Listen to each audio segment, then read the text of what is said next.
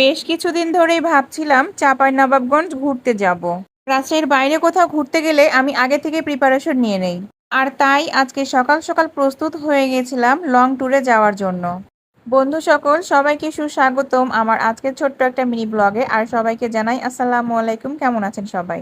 আর আমি আলহামদুলিল্লাহ অনেক ভালো আছি, বিন্দাস আছি। টুকটুক করে কেটে যাচ্ছে জীবনের প্রতিটা দিন। আসলে আমি মানুষটা চঞ্চল প্রকৃতির। সবসময় ভদ্র বা শান্ত হয়ে চুপচাপ এক জায়গায় বসে থাকতে পারি না। আর তাই হুটহাট বেরিয়ে পড়ি, যেখানে মন চায় সেখানে ঘুরে বেড়াই। আর আমার এই ঘুরে বেড়ানো হাসি খুশি জীবনটা শত্রু শুভাকাঙ্ক্ষীরা মোটেও সহ্য করতে পারে না। আসলে আমাদের সবার জীবনেই বন্ধুরূপী কিছু শত্রু রয়েছেন, যারা আপনার ওপরে ভালো চাইলেও মনে মনে ঠিকই আপনাকে হিংসা করে। আর আমি সেই হিংসুটা মানুষদের সাথে তালে তাল মিলিয়ে চলতে খুব পছন্দ করি। যাই হোক গায়েস, এবার আপনাদের সাথে আজকের আবহাওয়া নিয়ে দু চারটা কথা শেয়ার করি। আল্লাহর ভোরে উঠে আমি ব্যাগ গোছাতে শুরু করেছিলাম, কিন্তু ব্যাগ গোছাইতে গোছাইতে যখন জানালার দিকে চোখ গেল তখন দেখি আকাশে অনেক মেঘ। আর মেঘ দেখেই আমার মনটা খুব খারাপ হয়ে গেছিল, কারণ আমি যখনই চাঁপাইনবাবগঞ্জে যাওয়ার প্রস্তুতি নেই তখনই কেন জানি আবহাওয়াটা অনেক খারাপ হয়ে যায়, তুমুল বৃষ্টি শুরু হয়। গত বছরে যখন চাঁপাইনবাবগঞ্জে আসছিলাম তখন শুধুমাত্র বৃষ্টির কারণে আমি ভালো মতো ঘোরাঘুরি করতে পারি নাই। তারপরেও সেই ঝিরিঝিরি বৃষ্টির মধ্যে আমি চাঁপাইনবাবগঞ্জের অনেক জায়গাতে জান্ডা ভরে ঘুরেছিলাম। বাপ জন্মেও সোনা মসজিদ চোখে দেখেছিলাম না, তাই খুব শখ করে সোনা মসজিদ দেখতে গিয়েছিলাম।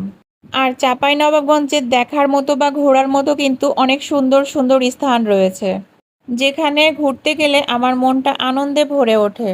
গায়েস, আমি এখন যে জায়গাটিতে দাঁড়িয়ে রয়েছি সেটা হলো চাঁপাইনবাবগঞ্জের মহানন্দা ব্রিজ।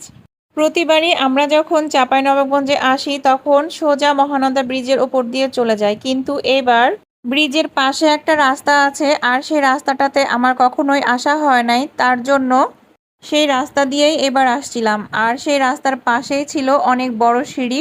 সেই সিঁড়ি দিয়ে হাঁটতে হাঁটতে আমি সোজা মহানন্দা ব্রিজের উপরে উঠে যাই। মহানন্দা ব্রিজের পাশেই মস্ত বড় কৃষ্ণচূড়ার গাছ ছিল। ব্রিজের নিচ থেকে কৃষ্ণচূড়া গাছটা দেখতে যেমন সুন্দর লাগছিল, ব্রিজের উপর থেকে দেখতেও ঠিক ততটাই সুন্দর লাগছিল। আর আমি ব্রিজের ওপরে ওঠা মাত্রই মনের সুখে কয়টা ছবি তুলে নেই। বাসা থেকে বের হওয়ার সময় আবহাওয়াটা অনেক খারাপ ছিল, কিন্তু বেলা বাড়ার সাথে সাথে আকাশ একদম স্বচ্ছ পরিষ্কার হয়ে যায়। আর তার সাথে ভাইস্টা মার্কা গরম শুরু হয়ে যায়। গত বছরে ভর দুপুর বেলাতে আসছিলাম, যার কারণে ব্রিজের উপরে তেমন একটা মানুষজন ছিল না। আর ছোট বড় যানবাহনগুলো একদমই কম চলাচল করছিল। কিন্তু এবার আমরা দুপুরবেলাতে আসি নাই, একটু সকাল সকাল আসছিলাম, যার কারণে ব্রিজের উপরে অনেক মানুষজন ছিল। একটু পর পর অনেক বড় বড় ট্রাক যাচ্ছিল, আর যাদের হর্নের শব্দে কান মাথা একদম ঝালাপালা হয়ে যাচ্ছিল। আমি ভেবেছিলাম বেশ কিছুক্ষণ এই ব্রিজের উপরে থাকবো, কিন্তু বেলা বাড়ার সাথে সাথে প্রচণ্ড রোদ উঠে গেছিল, যার কারণে বেশিক্ষণ ব্রিজের উপরে থাকাটা একটু কষ্টকর হয়ে গেছিল।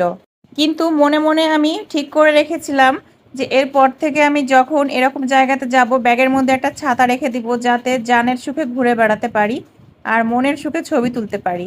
মহানন্দা ব্রিজের ওপর থেকে যখন নিচের দিকে তাকাই তখন দেখতে পাই নদীতে তেমন একটা পানি ছিল না। পানি দেখে আমার কাছে মনে হচ্ছিল হয়তো বা আমি সাঁতার কেটে এপার থেকে ওপারে চলে যাব, কিন্তু সেটা আমার নিতান্তই কল্পনা ছাড়া আর কিছুই না। ব্রিজের ওপরে দাঁড়িয়ে থেকে যখন আমি নদীর সৌন্দর্যটাকে উপভোগ করছিলাম তখন কোথায় থেকে যেন হঠাৎ করে দক্ষিণা পূবালি বাতাস শুরু হয়ে যায়। ভ্যাপসা গরমের মাঝে সেই মিষ্টি বাতাস শরীর আর মনটাকে করে দেয় একদম ফুরফুরা। সো ভিউয়ার্স, সবাইকে অসংখ্য ধন্যবাদ আমার ভিডিওটা দেখার জন্য। সবাই আমার জন্য দোয়া করবেন। আল্লাহ হাফেজ।